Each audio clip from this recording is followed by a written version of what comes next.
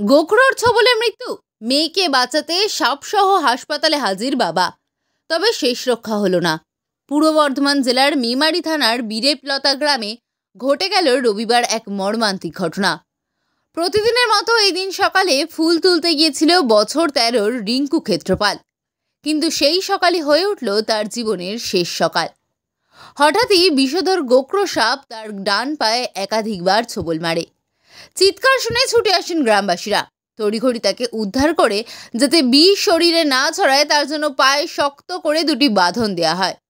বিষধর সাপটিকেও ধরে বালতিতে বন্দি করা হয়।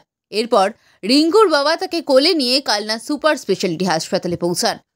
হাসপাতালের জরুরি বিভাগে চিকিৎসকদের কাছে মেয়েকে বাঁচানোর জন্য কাতর আবেদন করেন তিনি, কিন্তু শত চেষ্টার পরেও শেষ রক্ষা হয়নি। রিঙ্কুকে বাঁচাতে পারেনি চিকিৎসকেরা। মেয়ের নিথর দেহ দেখে কান্নায় ভেঙে পড়েন তার বাবা মা ও আত্মীয়রা। সকালবেলা ফুল তুলতে গিয়ে ঘরের কাছে তো ফুল তুলতে এরপর কাঠের উপরে উঠেছে আর ছোবল মেরেছে। কি সাপ? হয় গোখরো। কোথায় ছোবল মেরেছে? পায়ে, ডান পায়ে।